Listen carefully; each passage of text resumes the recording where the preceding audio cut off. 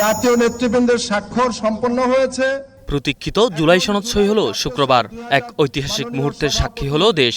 এতে বিএনপি জামায়াত সহ 25টি দল স্বাক্ষর করলেও ছিল না জুলাই অভ্যুত্থানের দল এনসিপি এবং জাতীয় ঐকমত্য কমিশনের মাননীয় সভাপতি প্রফেসর মোহাম্মদ ইউনূস। শনিবার শহীদ প্রেসিডেন্ট জিয়াউর রহমানের সমাধিতে শ্রদ্ধা জানাতে যান বিএনপি নেতা সালাউদ্দিন আহমেদ। এ সময় সাংবাদিকদের তিনি বলেন, এনসিপি সহ কয়েকটি দল জুলাই সনদে স্বাক্ষর না করলেও রাজনীতিতে বড় কোনো প্রভাব পড়বে না। আমাদের আগামী নির্বাচনের জন্য এটা বড় কোনো প্রভাব ফেলবে না। আমরা মনে করি সহনশীলতা সবার মধ্যে আসবে।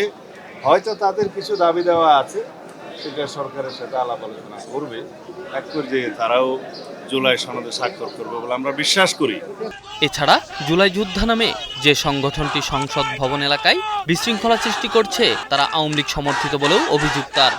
কিছু সংখ্যক ছাত্র নামধারী, সেটা ইন্টারভিউ আমি দেখেছি, কিছু সংখ্যক উচ্ছৃঙ্খল লোক ঢুকেছে, সেটা ফ্যাসিস্ট সরকারের ফ্যাসিস্ট বাহিনী বলে আমি মনে করি।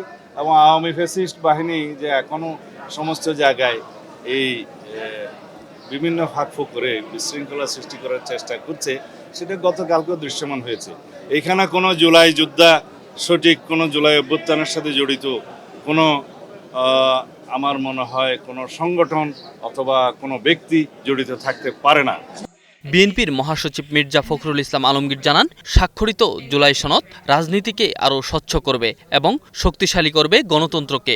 রাষ্ট্র কাঠামো পরিবর্তন, মূলনীতির সংশোধন, একই সঙ্গে আমাদের রাজনীতিকে আরও স্বচ্ছ করা, জনগণের কাছে পৌঁছে দেওয়া, গণতন্ত্রকে সত্যিকার অর্থেই গণতন্ত্রের প্রাতিষ্ঠানিক যে প্রতিষ্ঠানগুলো আছে সেগুলোকে প্রাতিষ্ঠানিকভাবে আরও বেশি উন্নত করা এবং গণতন্ত্রকে গণতন্ত্রের মতো চলতে যাওয়া, গণতান্ত্রিক কৃষ্টি অর্থাৎ ডেমোক্রেটিক কালচারটা গড়ে ওঠা, এই ব্যাপারগুলো কিন্তু এই সমাজের মধ্যে সবগুলোই আসতে সক্ষম হয়েছে। পাশাপাশি আগামী নির্বাচনকে অর্থবহ ও শান্তিপূর্ণ করতে ছোটখাটো মতভেদ ভুলে সবাইকে একসঙ্গে কাজ করার আহ্বানও তার। আসুন আগামী নির্বাচন আমরা সেইভাবে আমাদের দূরত্বকে দূর করে আমরা আমাদের নির্বাচনটাকে একটা সত্যিকার অর্থেই একটা অর্থপূর্ণ নির্বাচনে পরিণত করি। Enamul Haque, star news, Dhaka. সকলের কাছে